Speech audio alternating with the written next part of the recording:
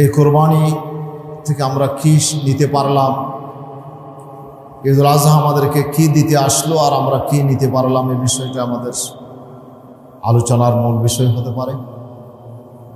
আমরা এখান থেকে কি শিক্ষা আমাদের ব্যক্তি জীবন, পরিবার এবং সমাজের জন্য আমরা নিতে পারি, এই বিষয়টুকু আমরা আলোচনা করতে পারি। আল্লাহ সুবহানাহু ওয়া তাআলা গোটা মুসলিম উম্মার উপরে আল্লাহ তাআলা যে ইবাদত ফরজ করেছেন, প্রতিটি ইবাদতের পিছনেই কিন্তু আল্লাহ তাআলার একটি হিকমত আছে, একটি উদ্দেশ্য আছে। আল্লাহ সুবহানাহু ওয়া তাআলা নামাজ প্রতিষ্ঠার ব্যাপারে আল্লাহ তাআলা আলোচনা করতে গিয়ে বলেছেন, ইন্নানি আনাল্লাহু লা ইলাহা ইল্লা আনা ফা'বুদনি ওয়া আকিমিস সালাতা লিযিকরি। আল্লাহ তাআলা হযরত মূসা আলাইহিস সালামকে বলছেন, মূসা, আমি তোমার একমাত্র ইলাহ, একমাত্র মাবুদ, আমি ছাড়া আর কোনো উপাস্য নাই, তুমি আমারই ইবাদত করো আর নামাজ তুমি কায়েম করো, প্রতিষ্ঠা করো, লিযিকরি, আমি আল্লাহর স্মরণের জন্যে, আমি আল্লাহর স্মরণকে তোমার ভিতরে স্থায়ী করে রাখার জন্যে তুমি নামাজ কায়েম করো। নামাজ কায়েম করার, নামাজ ফরজ করার যে শব্দ, এটা হচ্ছে আকিমুস সালাত, এটা দিয়ে আল্লাহ নামাজ ফরজ করেছেন। আর এই নামাজ ফরজের একটি উদ্দেশ্য আল্লাহ বর্ণনা করছেন, বান্দা যেন আল্লাহকে স্মরণ করে, আল্লাহকে যেন ভুলে না যায়। আল্লাহকে ভুলে না যাওয়ার জন্যে মূলত নামাজকে আল্লাহ তাআলা আমাদের উপর ফরজ করে দিয়েছেন। আর এই নামাজটাকে আল্লাহ তাআলা একটা সময়ের সাথে টাইম ফ্রেম বেঁধে দিয়েছেন। ইন্নাস সালাতা আলাল মুমিনিনা কানাত আলাল মুমিনিনা কিতাবাম মাওকুতা। আল্লাহ তাআলা বলছে, নামাজ নির্দিষ্ট সময়ের মধ্যেই আমি আল্লাহ তাআলা ফরজ করেছি। এটাকে আমার ইচ্ছা মতো আদায় করলে হবে না, সবগুলো মিলাইয়া এক হপ্তাহে এনে আদায় করলে হবে না। প্রত্যেকটি নামাজের জন্য একটি নির্দিষ্ট সময় আল্লাহ তাআলা ঠিক করে দিয়েছেন। নামাজ প্রথম যখন নামাজ ফরজ হয়েছিল, আল্লাহ রসুলের উপরে ওহী নাযিল হওয়ার পরপরই আল্লাহ তাআলা যে ইবাদত ফরজ করেছেন, এটি ছিল নামাজ। রসুল সাল্লাল্লাহু আলাইহি ওয়াসাল্লাম হেরা গুহা থেকে আসার পরে আল্লাহ রসুলের উপরে এই নামাজ আল্লাহ তাআলা ফরজ করেছেন। আর এই নামাজটা কিভাবে আদায় করবে সেটা আবার জিবরাইলের মাধ্যমে আল্লাহ তাআলা শিক্ষা দিয়েছেন। কিভাবে রাসূলুল্লাহ ওযু করবেন, কিভাবে রাসূলুল্লাহ নামাজ পড়বেন এবং নামাজের সময় কতটুকু হবে, সবটুকু আল্লাহ তাআলা জিবরাইল আলাইহিস সালামকে প্রেরণ করে আল্লাহ রসুলকে আল্লাহ শিক্ষা দিয়েছেন এবং বলেছেন যে হাযা ওয়াক্তুল আম্বিয়া ক্বাবলাকা। রসুল, আপনার জন্য যেই সময় আল্লাহ তাআলা ঠিক করেছেন, এক এক ওয়াক্তের নামাজ এক এক নবীর জন্য আল্লাহ তাআলা বিধান করে দিয়েছেন। 5 ওয়াক্ত নামাজ আবার সব উম্মতের জন্য ফরজ ছিল না। কারোর জন্য ফজর ছিল, কারোর জন্য জোহর ছিল, কারোর জন্য মাগরিব ছিল, কারোর জন্য আসর ছিল, কারোর জন্য আপনার এই ওয়াক্তগুলো ছিল। কিন্তু এশার নামাজটা বিশেষ করে উম্মতে মুহাম্মদের জন্য আল্লাহ তাআলা খাস করে ফরজ করেছেন। আর বাকি 4 ওয়াক্ত অন্যান্য নবীদের জন্য নামাজের ব্যবস্থা ছিল। কিন্তু একসাথে 5 ওয়াক্ত নামাজ আল্লাহ তাআলা আমাদের জন্য ঠিক করেছেন। আর এই সময়টুকু কতটুকু হবে, 2 দিন নামাজ পড়িয়েছেন জিবরাইল আলাইহিস সালাম। একদিন প্রথম ওয়াক্তে পড়িয়েছেন, জোহরের প্রথম ওয়াক্তে এসে জিবরাইল হাজির, ওযু করলেন, হুজুরকে বললেন, আমি যেভাবে ওযু করছি আপনি সেভাবে ওযু করেন, এরপরে নামাজে দাঁড়িয়ে যান। রাসূলুল্লাহ মুক্তাদি হলেন, জিবরাইল ইমাম হলেন। এভাবে জোহরের নামাজ পড়লেন। এরপর আসরের নামাজ প্রথম ওয়াক্তে পড়ালেন, এরপরে মাগরিব সূর্য ডোবার সাথে সাথে পড়ালেন, এরপরে এশা শুরু হওয়ার সাথে সাথে পড়ালেন, ফজর সুবে সাদেকের সাথে সাথে ফজর পড়ালেন। দ্বিতীয় দিন আবার আসলেন, আবার কিন্তু আসতে দেরি করলেন। একেবারে লাস্ট টাইমে জোহরের শেষ সময়ে এসে জিবরাইল হাজির, জোহর পড়লেন, এরপরে আপনার আসর পড়ালেন, মাগরিব পড়ালেন, এশা পড়ালেন, ফজর পড়ালেন। এই 5 ওয়াক্ত নামাজ রাসূল সাল্লাল্লাহু আলাইহি সাল্লামকে কোন সময়ে পড়বেন সেটি জিবরাইল ঠিক করে দিলেন। সেভাবে জিবরাইল আলাইহিস সালাম আল্লাহ রসুলকে শিক্ষা দিলেন, আল্লাহ রসুল সেটা রপ্ত করে নিলেন। প্রিয় হাজরিন, এখানে যে সময় ঠিক করে দেওয়া হয়েছে, একজন মানুষ ঘুম থেকে উঠে আবার বিছানায় যাওয়া পর্যন্ত এই সময়টাকে ভাগ করে দেওয়া হয়েছে। ঘুম থেকে উঠেই বান্দার প্রথম কাজ হচ্ছে আল্লাহকে স্মরণ করা। তুমি যে আল্লাহর গোলাম এই কথা তুমি ভুলে যাইও না। ফজরের নামাজ পড়ে তুমি স্মরণ করো তুমি আল্লাহর গোলাম। সেই জন্য হাদিস শরীফে এসেছে মানুষ যখন ঘুমায় শয়তান এসে মন্ত্র পড়ে। কি মন্ত্র? বলে যে এ আল্লাহর বান্দা নাম, তুমি ঘুমাও। ইন্নাল লাইলা তাওয়িলুন উরকুত ইন্নাল লাইলা তাওয়িলুন, রাত অনেক লম্বা আছে, তুমি ঘুমাও। এই কথা বলে শয়তান ইয়াকিদু সালাসা উকদিন, হাদিসের ভাষায় যে 3টা গিরা মারে। একজন মানুষ যখন মরে যায় তখন আমরা 3টা বান দিই, একটা মাথার দিকে, আর একটা মাঝখানে, আর একটা পায়ের দিকে। একজন মানুষ যখন ঘুমায় শয়তান এসে 3টা গিরা মারে। প্রত্যেক গিরা মারার সময় সে বলে রাত অনেক লম্বা, তুমি ঘুমাও। 3টা গিরা দিয়ে শয়তান বান্দাকে তার নিজের আয়ত্তে নিয়ে নেয়।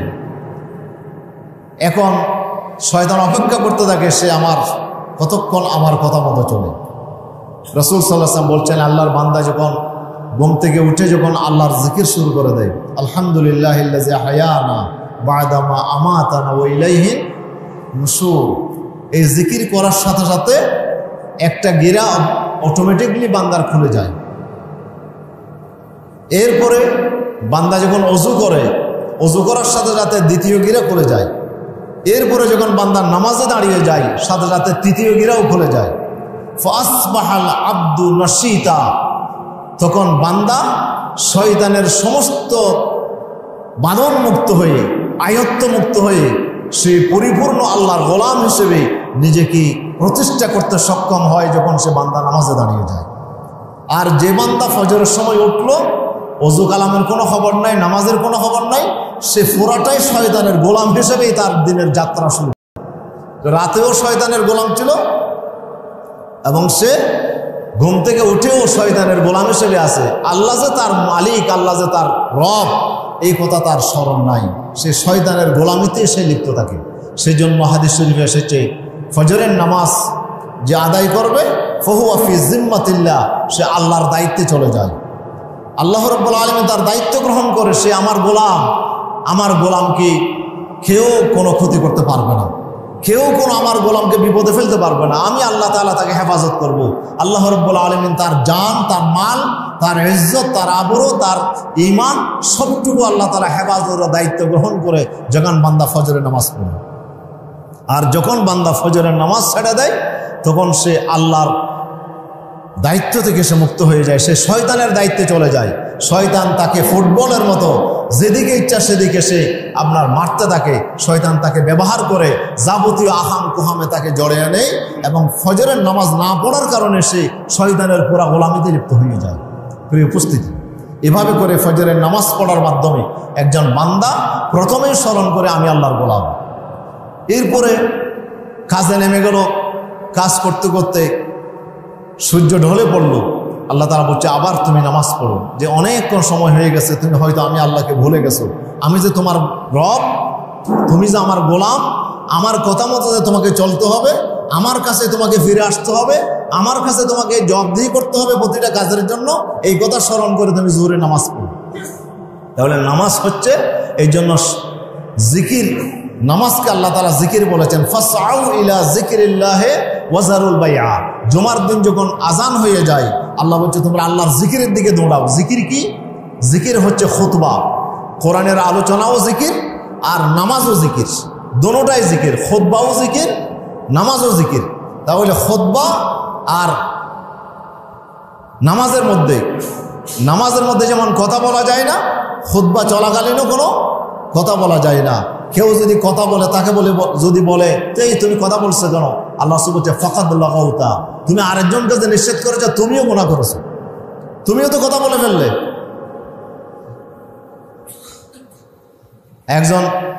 কয়েকজন নামাজে দাঁড়াইলো,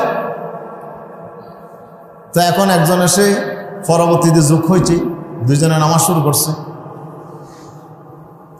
তো এখন আরেকজন যোগ হয়ে জিজ্ঞেস করে আরেক ভাইকে নামাজ কয় রাকাত হয়েছে?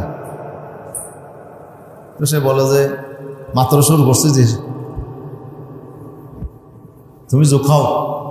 জোক হয়েছে, ইমাম সাহেব বলে যে কিরে তোমরা কথা বলছো কেন? আচ্ছা বলেন তো আবার কারণ নামাজ আছে কিনা? দুজন কিন্তু স্বাভাবিকভাবে কথা বলছে, কথা বলার সাথে সাথেই নামাজ শেষ। সুতরাং খুতবা চলাকালীন অন্য কোনো কথা নাই, লা সালাত ওয়ালা কালাম, এমনকি নামাজ পর্যন্ত আল্লাহ হারাম করে দিয়েছেন। অন্য কোনো ইবাদতকে আল্লাহ তাআলা জায়েজ রাখে নাই। সবটুকু মনোযোগ নিবদ্ধ করতে হবে খুতবার দিকে, যেহেতু খুতবা হচ্ছে আল্লাহর জিকির। আল্লাহর জিকিরের মধ্যে সবাইকে শামিল হয়ে যেতে হবে। এরপরে নামাজও আল্লাহর জিকির। তাহলে নামাজ এবং খুতবা দুটোটাই জিকিরুল্লাহ। প্রিয় উপস্থিতি, তাহলে আল্লাহর জিকিরকে স্মরণকে বদ্ধমূল করার জন্য আল্লাহ সুবহানাহু ওয়া তাআলা এই নামাজগুলো আল্লাহ ফরজ করেছেন। এরপরে বান্দা জোহরের নামাজ পড়ে একটু বিশ্রাম নিল অথবা কাজের মধ্যে নেমে পড়লো। এখন আসরের সময় হয়ে গেছে, কাজের মধ্যে ডুবে যাচ্ছে, সূর্য ডুবে যাওয়ার সময় কাছাকাছি, আগে কাজ শেষ করতে হবে। এখন কাজের প্রতি মানুষের মনোযোগটা বেশি নিবদ্ধ হয়ে যায়, সে হালাল হারামের আর পরোয়া করে না, কাজ শেষ করতে হবে। আল্লাহ বলছে এই সময়ে তুমি যে আমার গোলামি কথা স্মরণ করো, আসরের নামাজ পড়ো। আসরের নামাজটা খুব দামি নামাজ। হযরতে সুলাইমান আলাইহিস সালাম ওনার পিতা দাউদ আলাইহিস সালামের ইন্তেকালের পরে যখন তিনি রাজত্ব পেলেন, রাজত্ব পাওয়ার পরে তিনি গিয়েছিলেন, সামুদ্রিক কিছু ঘোড়া ছিল, যে ঘোড়াগুলো এক জায়গা থেকে আরেক জায়গায় মালামাল আনা নেয়া করতো। সামুদ্রিক ঘোড়া, স্থলভাগে কিছু ঘোড়া আছে আর কিছু সামুদ্রিক ঘোড়া আছে। সামুদ্রিক ঘোড়া হাজার হাজার টন মাল এদিক থেকে ওদিকে নিয়ে যাওয়া করত। এই মালগুলো নেওয়ার জন্য রাষ্ট্রীয় সম্পদ ছিল সামুদ্রিক ঘোড়া। এগুলো দেখার জন্য সুলাইমান আলাইহিস সালাম সবগুলো রাষ্ট্রীয় আপনার কি আছে সব জায়গা পরিদর্শন করতে করতে তিনি সামুদ্রিক ঘোড়াগুলো পরিদর্শনে গেলেন। একটার পর একটা আনতেছে আর দেখতেছে, দেখতে দেখতেই এগুলো ছিল এত উন্নত মানের ঘোড়া। আর সাফিনাতুল জিয়াদ, আল্লাহ তাআলা বলছে ইযউরিদা আলাইহি বিল আশিয়্যি সাফিনাতুল জিয়াদ ফাকালা ইন্নী আহবাবতু হুব্বাল খাইর আন যিকরি রাব্বি। সন্ধ্যাবেলায় এগুলো আনতে আনতে সূর্য ডুবে গেল, যে সুলাইমান আলাইহিস সালাম টেরও পায় নাই যে উনি সূর্য ডুবে গেছে। সূর্য ডুবে যাওয়ার পরে তিনি চিন্তা করলেন, হায়রে আমার তো আসরের নামাজ চলে গেল, আমি তো আসরের নামাজ পড়ি নাই। তখন তিনি বড় চিন্তায় পড়ে গেলেন। ফাকালা ইন্নী আহবাবতু হুব্বাল খাইর আন যিকরি রাব্বি। তিনি বলছে আমি আমার আল্লাহর জিকির না করে তার চাইতে বেশি আমি দুনিয়ার এই সম্পদটাকে বেশি গুরুত্ব দিলাম, যার কারণে আজকে আমার নামাজ ফত হয়ে গেল। তিনি আবার বড় টেনশন করলেন। শুধু টেনশন করলেন না, তিনি আবার রাষ্ট্রীয় বাহিনীকে অর্ডার করলেন সবগুলো ঘোড়া নিয়ে আসো, যেই ঘোড়া আমাকে নামাজ থেকে ফিরায় রাখে সেই ঘোড়া আমার কোনো প্রয়োজন নেই। ফতাফিকা মাসহাম বিসসুকি ওয়াল আনাক।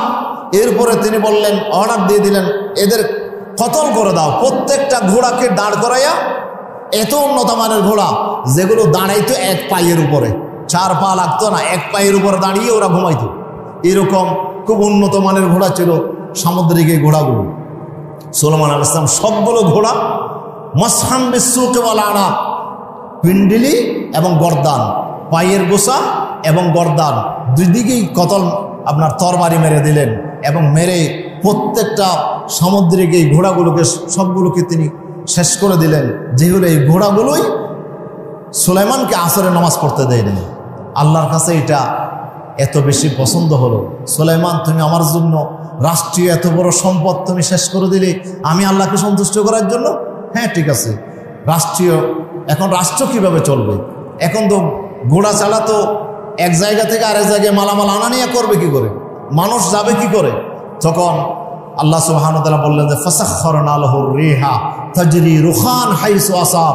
আল্লাহ বললেন, এই সুলাইমান টেনশন করা লাগবে না, আমি আজকে থেকে বাতাসকে তোমার অনুগত করে দিলাম। তুমি বাতাসকে শুধু হুকুম করবে, মালামাল কোথায় নিয়ে যেতে হয়, হাজার হাজার মাইল মুহূর্তের ভিতরে মালামাল তোমার যা দরকার সব বাতাসে নিয়ে যাবে। সুবহানাল্লাহ, বাতাসকে আমি তোমার অনুগত করে দিলাম। আল্লাহর বান্দা যখন আল্লাহর জন্য কোরবানি পেশ করে, আল্লাহর জন্য যখন সে আল্লাহর জন্য সবগুলো যখন সে বিসর্জন দেয়, তখন আল্লাহর দায়িত্ব হয়ে যায় সে বান্দার জন্য আল্লাহর যাবতীয় সৃষ্টিকে কাজে লাগিয়ে দেওয়া, আল্লাহর নিয়ামতকে তার জন্য ব্যবস্থা করা, এটা আল্লাহ তাআলার দায়িত্ব হয়ে যায়। সেজন্য বান্দার দায়িত্ব হচ্ছে আপনি কতটুকু আল্লাহর জন্য কোরবান করতে পারছেন। সেজন্য হযরতে ইব্রাহিম আলাইহিস সালামের জীবন আমরা দেখি। ইব্রাহিম আলাইহিস সালাম যে উনি আল্লাহ সুবহানাহু ওয়া তাআলা ওনাকে কোরবান করতে বললেন, উনি আল্লাহর জন্য দেশ ত্যাগ করলেন, আল্লাহর জন্য তিনি হিজরত করলেন, আল্লাহর জন্য পরিবার পরিজন ত্যাগ করলেন, আল্লাহর জন্য তিনি নিজের ছেলেকে বৃদ্ধ বয়সে পাওয়া একমাত্র ছেলেটাকে জবাই করার জন্য যখন প্রস্তুত হয়ে গেলেন এবং জবাই করার মহড়া তিনি আপনার সম্পাদন করলেন, তখন আল্লাহ সুবহানাহু ওয়া তাআলা বলছেন, ইন্নী জাইলুকা লিন-নাসি ইমামা। এই ইব্রাহিম, ইযিবতালা ইব্রাহিম রাব্বুহু বিকালিমাতিন ফাআতাম্মাহুন্না ক্বালা ইন্নী জাইলুকা লিন-নাসি ইমামা। ইব্রাহিম, আমি তোমাকে অনেকগুলো পরীক্ষা করলাম, সব পরীক্ষায় যখন তুমি উত্তীর্ণ হয়ে গেছো, তুমি যখন পাশ করেছো, এবার আমার দায়িত্ব হচ্ছে তোমাকে নিয়ামত দেওয়া। সে নিয়ামত কি? আমি তোমাকে গোটা বিশ্ব মানব জাতির নেতা হিসেবে তোমাকে বাছাই করব। কিয়ামত পর্যন্ত তোমাকেই নেতা হিসেবে মানুষেরা মানবে, তুমিই হবে মানব জাতির লিডার। ইন্নী জাইলুকা লিন-নাসি ইমামা ক্বালা ওয়া মিন যুররিয়্যতি। ইব্রাহিম বললেন, আল্লাহ আমার সন্তানদের ভিতরেও। আল্লাহ বলেন, লা ইয়ানালু আহাদিজ যালিমিন। তোমার সন্তানরা সব এই নিয়ামত পাবে না, জালেমদের জন্য আমার এই নিয়ামত নয়। তোমার নেককার সন্তান যারা আছে তারাই বান্দার মানুষের নেতৃত্ব দেওয়ার এই নিয়ামত আল্লাহ তাআলা তাদেরকে দান করবেন। আলহামদুলিল্লাহ। প্রিয় উপস্থিতি, এখানে আল্লাহ সুবহানাহু ওয়া তাআলা যে ইব্রাহিম আলাইহিস সালামকে ইমামতে আলমিয়া, গোটা আন্তর্জাতিক বিশ্বের ওনাকে নেতা হিসাবে, লিডার হিসাবে, গোটা মানব জাতির নেতা হিসাবে যে ওনাকে আল্লাহ তাআলা ঘোষণা দিলেন, সেটা কখন? যখন ইব্রাহিম আলাইহিস সালাম তার কোরবানের শেষ পর্যায়ে যখন উপনীত হলেন, উনি যখন আল্লাহর জন্য সব তিনি বিসর্জন দিলেন, তখন আল্লাহ সুবহানাহু ওয়া তাআলা আল্লাহর নিয়ামত ওনার জন্য অবতারিত করে দিলেন। প্রিয় হাজরিন, এখান থেকে যে সুলাইমান আলাইহিস সালাম উনি আসরের নামাজের জন্য, আসরের নামাজটা এত গুরুত্বপূর্ণ যে আসরের নামাজটা না পড়ার কারণে উনি ঘোড়াগুলোকে শেষ করে দিলেন, যার কারণে আল্লাহ তাআলা ওনাকে বাতাসকে ওনার অনুভূত করে দিলেন। প্রিয় হাজরিন, এরপরে মাগরিব, সূর্য ডুবে গেছে, রাত শুরু হয়ে গেছে। এরপরে এশা, আপনার রাতে এখন ঘুমানোর পালা। আল্লাহ বলছে, এই সময় তুমি আল্লাহকে স্মরণ করো। তাইলে নামাজ প্রতিষ্ঠার একটি হিকমত হচ্ছে, উদ্দেশ্য হচ্ছে বান্দা যেন আল্লাহকে ভুলে না যায়, বান্দা যেন আল্লাহর স্মরণকে যেন সবসময় জাগরুক রাখতে পারে। সেজন্য আল্লাহ সুবহানাহু ওয়া তাআলা এই নামাজকে আল্লাহ ফরজ করেছেন। অনুরূপভাবে কোরবানিকে আল্লাহ তাআলা যে ওয়াজিব করেছেন, এর পিছনেও আল্লাহর কি আছে? হিকমত আছে, আল্লাহ তাআলার উদ্দেশ্য আছে। উদ্দেশ্য কি? উদ্দেশ্য হচ্ছে বান্দার ভিতরে ত্যাগের মানসিকতা সৃষ্টি করা, ত্যাগ করা। আপনার হাতে যা আছে সেটা আপনি ত্যাগ করবেন, সেটা আপনি ভোগ করবেন না, সেটা আপনি ছেড়ে দেবেন। আপনার অধিকারটা আরেকজনের জন্য আপনি ছেড়ে দেবেন, আপনার অধিকারটা আরেক ভাইয়ের জন্য আপনি ছেড়ে দিলেন। আপনার সম্পদ, আপনি অথরিটি, আপনি ভোগ করতে পারবেন।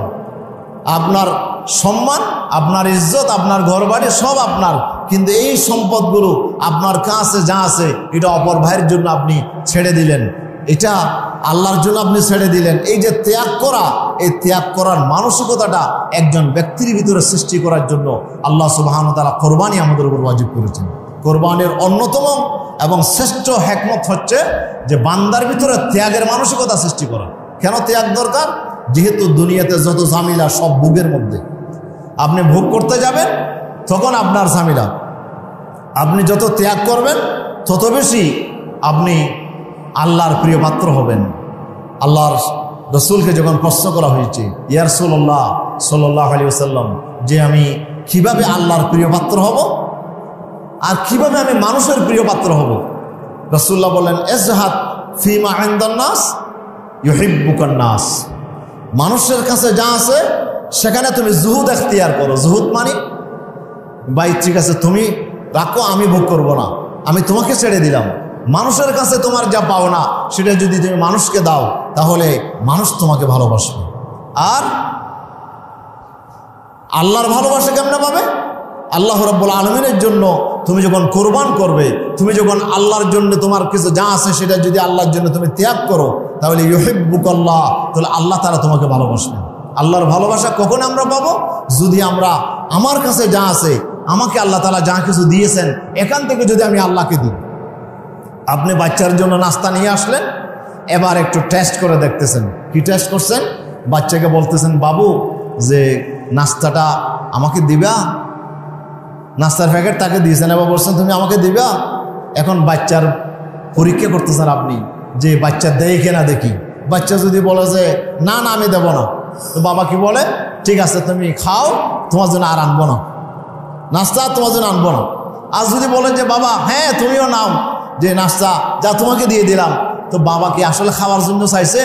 না না, খাওয়ার জন্য চাই নাই। সে বলে যে মাথার উপর নিয়ে বলে যে আমার আব্বা আরো অনেক বড় হোক, বাবা তুমি খাও, আমি একটু দেখলাম যে টেস্ট করে দেখলাম যে তুমি আমাকে দাও কিনা।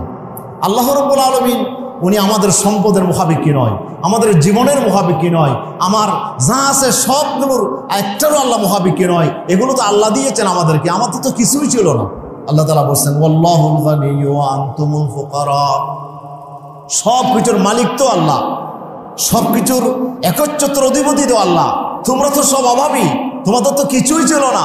আমরা তো সবাই ফকিরের দল, আমরা তো কিছু ছাড়াই তো দুনিয়া জমিন আসছি।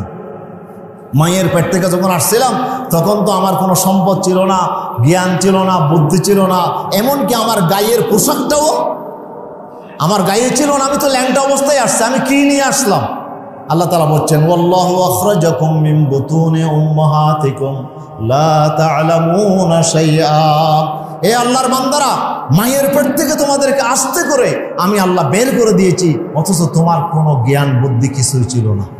শুধু কাপড় চোপড় ছিল না তা নয়, শুধু জায়গা জমি ছিল না তা নয়, তুমি তো কিছুই ছিলে না, তোমার হুঁশ জ্ঞানও ছিল না, তোমার কোনো ভাষা ছিল না, শুধু কান্না ছাড়া তোমার মুখে কোনো ভাষা তখন ছিল না। কান্নাটাও তো আমি দিয়েছি, সুবহানাল্লাহ।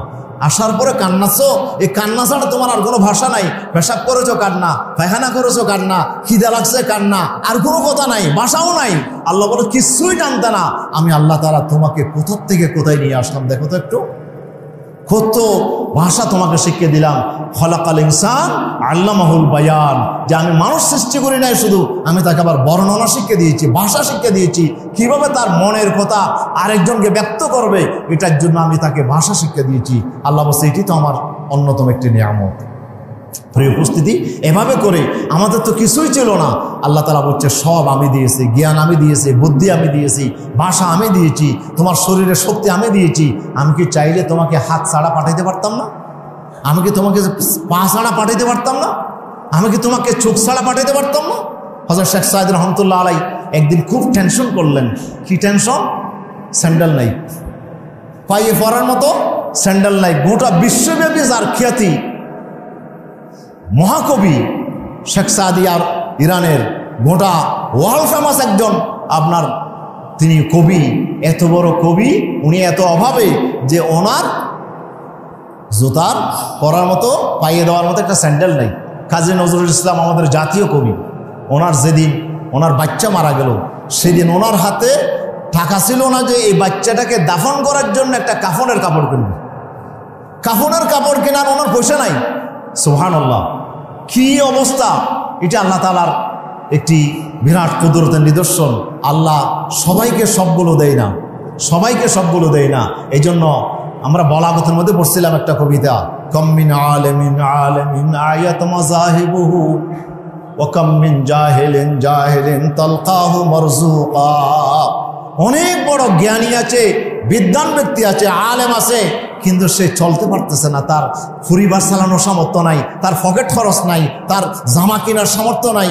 আর অকাম্মিন জাহিলিন জাহিলিন, পৃথিবীতে আবার এমন অনেক বড় মূর্খ আছে, আনাড়ি আছে, লেখাপড়া কিছুই জানে না, দস্তহত্যাও করতে জানে না, এরকম আনাড়ি মূর্খ লোককে তালকাহু মারজুকা, কোটি কোটি টাকার মালিক বানাই দিয়েছে আল্লাহ।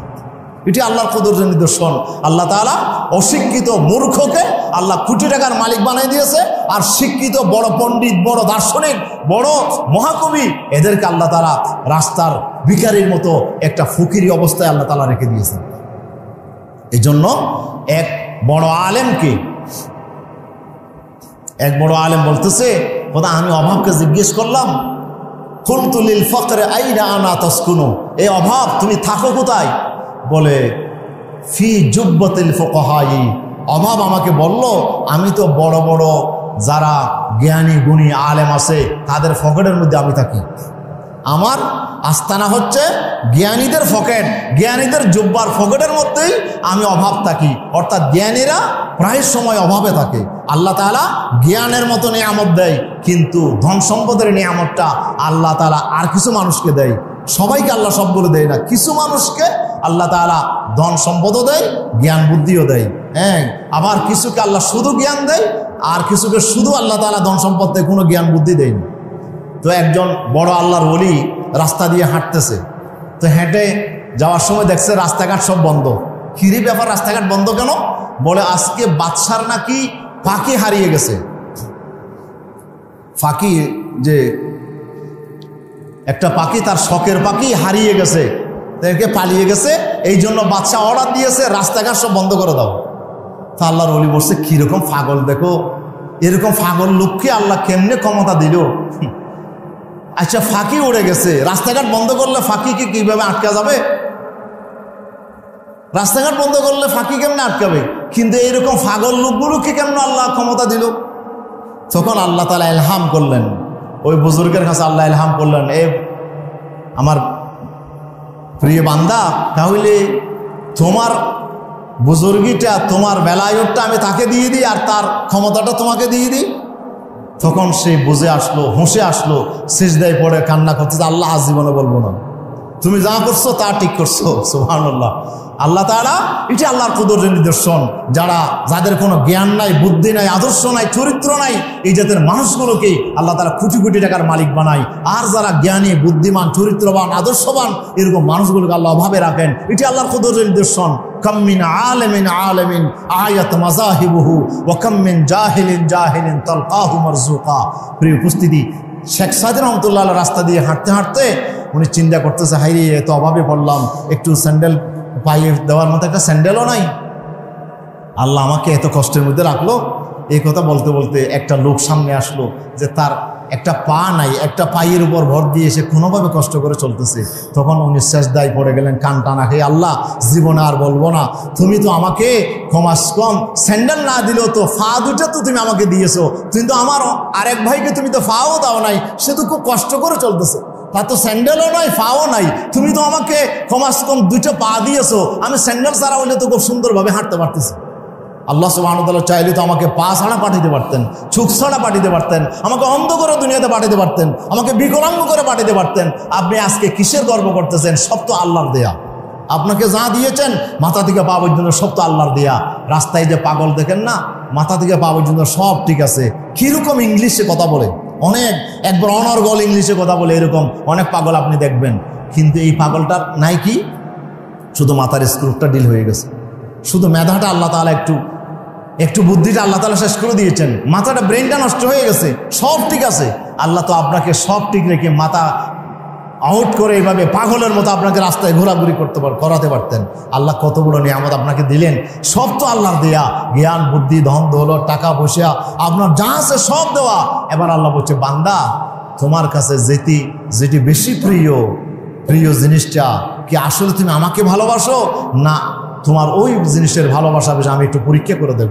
আল্লাহ বলছে, লান তানালুল বিররা হাত্তা তুনফিকু মিম্মা তুহিব্বুন। তোমার প্রিয় জিনিসটা আমার জন্য কোরবান করার আগ পর্যন্ত আমি আল্লাহ সুবহানাহু ওয়া তাআলা তোমার প্রতি আমি সন্তুষ্ট হব না, তোমার প্রতি আমি আল্লাহ তাআলা তোমাকে মুহাব্বত করব না। তুমি যদি আমার ভালোবাসা, আমার সন্তুষ্টি লাভ করতে চাও, বিররুনের অনেকগুলো তাফসীর আসছে। বিররুনের একটা হলো সন্তুষ্টি, বিরুনের আরেকটা হলো ভালোবাসা। বিরুন মানে জান্নাত, বিরুন মানে বেহেশত, বিরুন মানে জাহান্নাম থেকে মুক্তি, সবগুলো চলে আসে। আল্লাহ বলছে, লান তানালুল বিররা হাত্তা তুনফিকু মিম্মা তুহিব্বুন। তুমি যতক্ষণ পর্যন্ত আমার দেওয়া রিজিক থেকে তুমি আমার রাস্তায় দান করবে না এবং তোমার প্রিয় জিনিসটা আমার জন্য তুমি খরচ করবে না, ততক্ষণ পর্যন্ত আমার সন্তুষ্টি লাভ করা যাবে, আমার জান্নাত লাভ করা যাবে না, আমার জাহান্নাম থেকে বাঁচা যাবে না, আমার ভালোবাসা পাওয়া যাবে না। আমাকে তুমি রাজি খুশি করতে চাও, তাহলে তোমার ভালোবাসার জিনিসটাকে তোমাকে কোরবান দিতে হবে। সে ভালোবাসার জিনিস কি? সেখান থেকে একটা জিনিস আমরা কোরবান দিলাম, সেটা কি?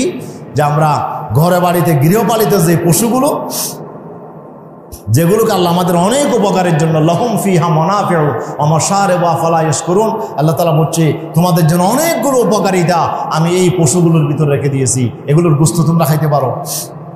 এগুলোর দুধ তোমরা পান করতে পারো, এগুলোর আপনার চামড়া দিয়ে তোমরা বিভিন্ন জিনিস তৈরি করতে পারো, এগুলোর কোনো জিনিস ফেলনা নাই। এমনকি তাদের যে গোবরগুলো আছে এগুলোও তোমাদের জন্য জ্বালানি হিসেবে ব্যবহার হচ্ছে। এই পশুগুলোর আগাগোড়াই তোমাদের জন্য আমি আল্লাহ তাআলা উপকারী বানাই দিয়েছি। এগুলোর সাথে তোমাদের একটা ভালোবাসার সম্পর্ক স্থাপন হয়েছে।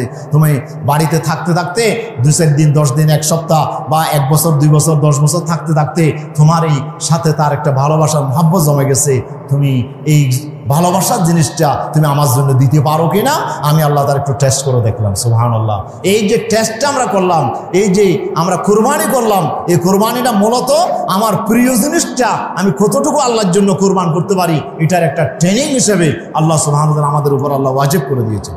আমরা তো কোরবান দিলাম, কিন্তু আসলে কি আমরা শুধু গরু কোরবান দিলাম?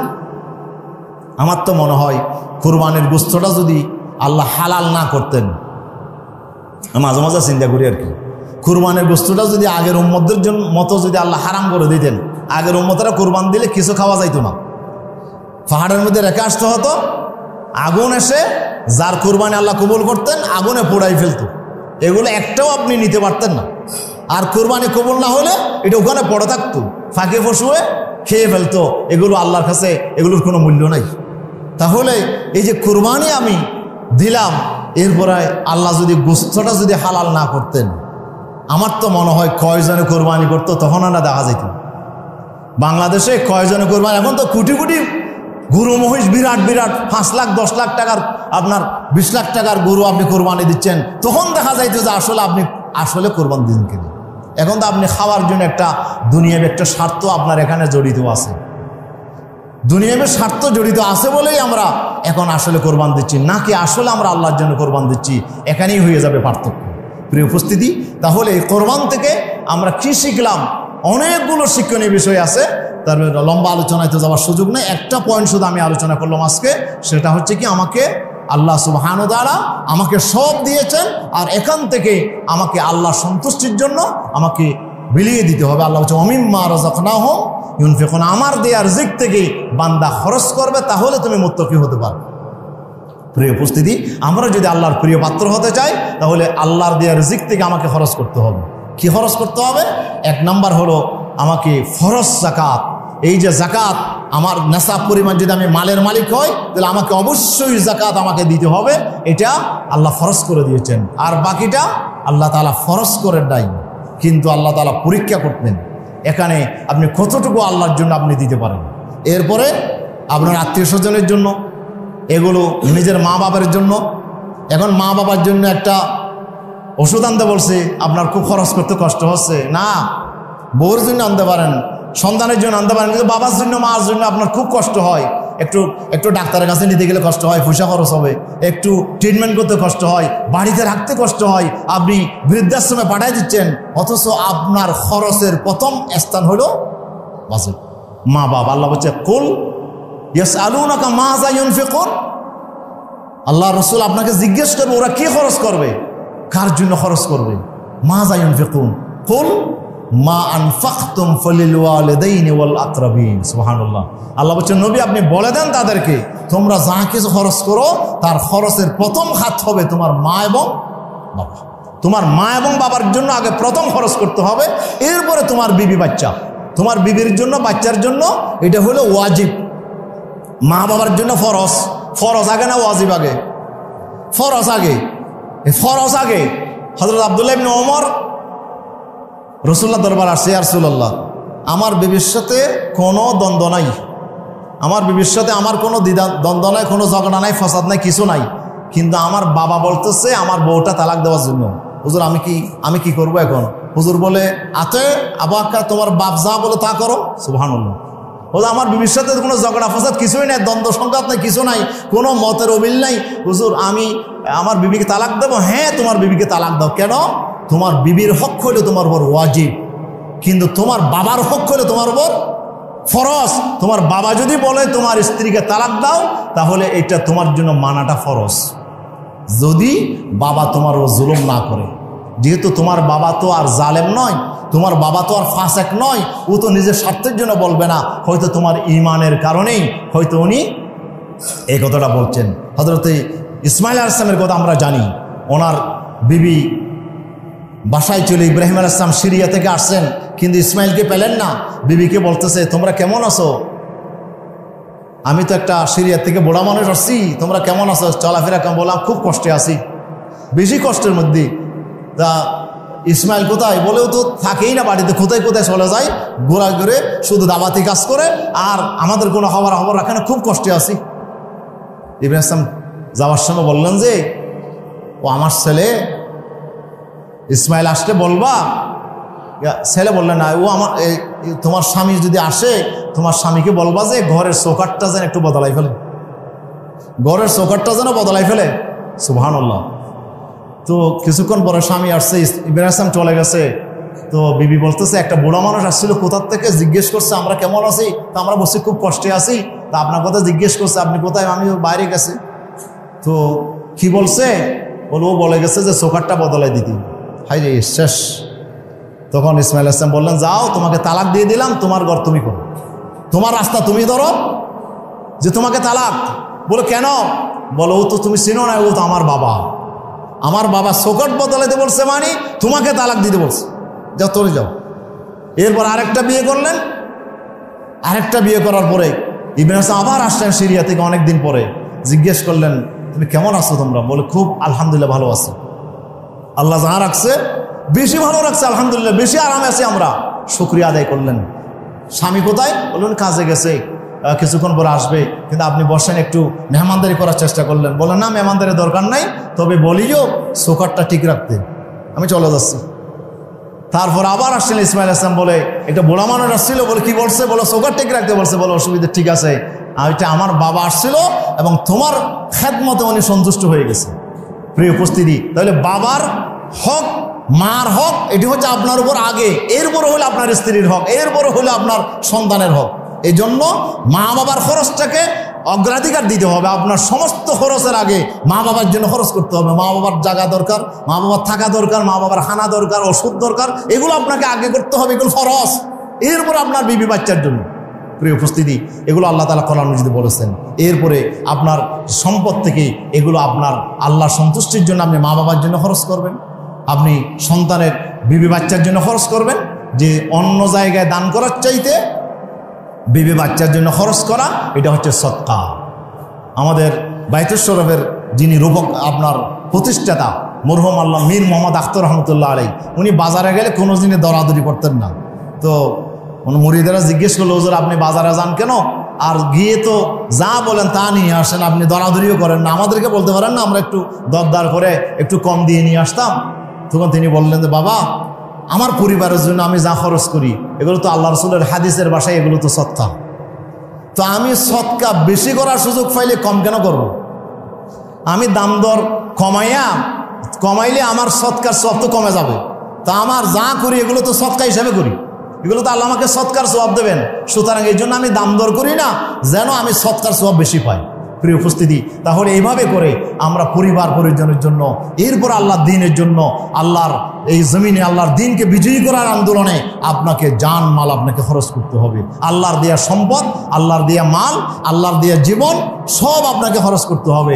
এরপরে আপনাকে মতের কোরবানি দিতে হবে, জানের কোরবানি, মালের কোরবানি। এরপরে 3 নম্বর মতের কোরবানি, যে আপনার মত একরকম কিন্তু আল্লাহ এবং রসুলের মত আর এরকম। আল্লাহ এবং রসুল বলতেছে মদ খাওয়া যাবে না, কিন্তু আপনার মত হইল মদটা খাইলে ভালো হয়, গোশটা দিলে ভালো হয়। আল্লাহ বলছে গোশ দেওয়া ভালো নয়। তাহলে এখন আপনি কি করবেন? আপনার মতের কোরবানিটা পেশ করবেন। কেন? এই কোরবানি দিলে তো আপনার অনেক লস হয়ে যাবে, লসটা আপনি আল্লাহর জন্য বরদাস্ত করবেন। এই যে আপনি মতের কোরবানি, এরপরে পদের কোরবানি।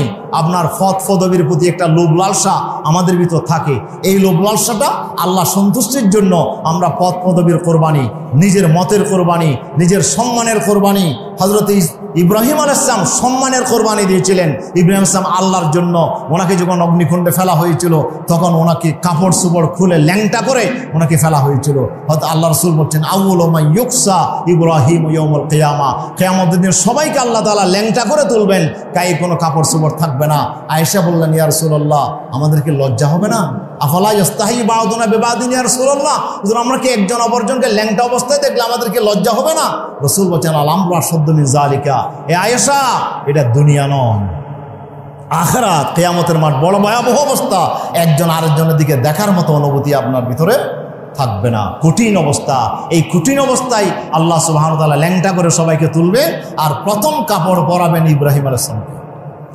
ইব্রাহিম, আজকে তোমাকে আমি সম্মানিত করলাম, সবাই ল্যাংটা কিন্তু তোমাকে আমি কাপড় পরালাম। কেন?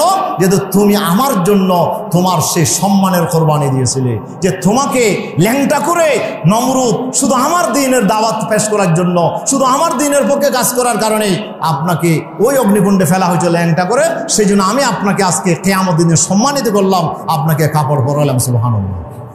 আপনি যদি আল্লাহর জন্য সম্মানের কোরবানি দেন, আপনি বড় সম্মানিত মানুষ। দ্বীনের পক্ষে কথা বলার কারণে আপনার হাতের মধ্যে বেড়ি লাগানো হয়েছে, পায়ের মধ্যে বেড়ি লাগানো হয়েছে। আমাদের অনেক বড় বড় আলেম হাতে পায়ে বেড়ি লাগাইয়া ওনাদেরকে জেলে নেওয়া যাওয়া হয়েছে, ওনাকে রিমান্ডে দেওয়া হয়েছে, ওনাদেরকে ফাঁসিতে চড়ানো হয়েছে। অসুবিধা কি? আল্লাহর দ্বীনের জন্য যদি প্রয়োজন হয় আমার পায়ে বেড়ি হাতে বেড়ি, অসুবিধা নাই। আমাকে যদি ফাঁসির মঞ্চ যেতে হয় আপনাকে যাওয়ার জন্য প্রস্তুত থাকতে হবে। এটা হচ্ছে কোরবানি। এই কোরবানি যদি আপনি দিতে পারেন তাহলে কোরবানির এই আয়োজন আপনার জন্য সার্থক। এই কোরবানি আমাদেরকে শিক্ষা দেয় আমার জীবনের সব কিছু আল্লাহর জন্য ত্যাগ করা, আল্লাহর জন্য কোরবান দেওয়া। আমার জান কোরবানি, আমার মালের কোরবানি, আমার মতের কোরবানি, আমার ইচ্ছার কোরবানি, আমার সব আপনার পদ পদবীর কোরবানি। এভাবে আমার জীবনে যা কিছু আছে সব আল্লাহকে সন্তুষ্ট করার জন্য যদি দরকার হয় সব আমরা ত্যাগ করতে প্রস্তুত থাকবো, তাহলে আল্লাহ তাআলা আমাদের জন্য জান্নাতের ওয়াদা করছেন। সময় তো আমার হাতে অনেক দেরি হয়ে গেছে। সূরা আলে ইমরানের শেষ শুরুতে আল্লাহ তাআলা একটি আয়াত বলছেন, 195 নম্বর আয়াত। আল্লাহ তাআলা বলছেন ফাল্লাযীনা হাজারু ওয়া কাতালু ওয়া কুতিলু। আল্লাহ তাআলা বলছেন ফাল্লাযীনা হাজারু, যারা আমার জন্য হিজরত করেছে, দেশ ত্যাগ করেছে, ওয়া উখরিজু মিন দিয়ারহিম, এরপরে দেশ থেকে ঘর থেকে যাদেরকে বের করে দেওয়া হয়েছে, ঘরে থাকতে পারে না, মামলায় হয়রানি হচ্ছে, ঘরে থাকতে পারে না, আমার দ্বীনের পক্ষে কাজ করার জন্য। অনেকে তো মামলা খায় দুর্নীতি করার কারণে, অনেকে মামলা খায় খারাপ কাজে জড়িত হওয়ার কারণে, কিন্তু এই লোকটা মামলা খেয়েছে শুধুমাত্র আল্লাহর দ্বীনের পক্ষে কথা বলার কারণে। আল্লাহ বলছে যাদেরকে ঘর থেকে বের করে দেওয়া হয়েছে, ওয়াউযু ফি সাবিলি, এবং আমার রাস্তায় যে কষ্ট, মানসিক কষ্ট, শারীরিক কষ্ট, অর্থনৈতিক কষ্ট, আপনার অনেকগুলো কষ্ট যাকে দেওয়া হয়েছে, ওয়াকাতুল, এবং যারা যুদ্ধ করেছে, ওয়াকুতিলু, এবং যাদেরকে শহীদ করে দেওয়া হয়েছে। এই 5 প্রকারের মধ্যে সবগুলোই হচ্ছে কোরবানি। এই 5টার মধ্যে কোরবানি আছে। দেশ ত্যাগেও কষ্ট আছে, ঘর ত্যাগেও কষ্ট আছে, এরপরে মানসিক যন্ত্রণা, এরপরে আপনার বিভিন্ন প্রকারের কষ্ট, এরপরে যুদ্ধ করা, এরপরে শহীদ হওয়া, জীবন কোরবানি করে দিল। আল্লাহ বলছে লাউ কাফিরান্না আনহুম সাইয়্যাতিহিম, আমি আল্লাহ তাআলা এই কোরবানি যারা পেশ করবে অবশ্যই আমি তাদের জিন্দেগীর তামাম গুনাহ মাফ করে দেবো। ওয়ালাউ দখিলান্নাহুম জান্নাতিন তাজরি মিন তাহতিহাল আনহার, এবং চিরস্থায়ী জান্নাতে অবশ্যই আমি তাদেরকে প্রবেশ করাবো। আসুন আমরা যদি সেই আল্লাহর কাঙ্ক্ষিত মাগফিরাত এবং জান্নাত যদি আমরা লাভ করতে চাই, তাহলে আমাদের পুরো জীবনকে আল্লাহর জন্য, আল্লাহর দ্বীনের জন্য আমরা কোরবান করার, জীবন সম্পদ সব আল্লাহর জন্য কোরবান দেওয়ার এই মানসিকতা আমাদের ভিতরে আমরা তৈরি করি। আল্লাহ আমাদেরকে তৌফিক দান করুন, আমিন। সবাইকে ধন্যবাদ জানিয়ে আমার কথা শেষ করছি। হাজা মা ইনদা ওয়া লা ইলাহা ইল্লাল্লাহ। আসসালামু আলাইকুম ওয়া রাহমাতুল্লাহ।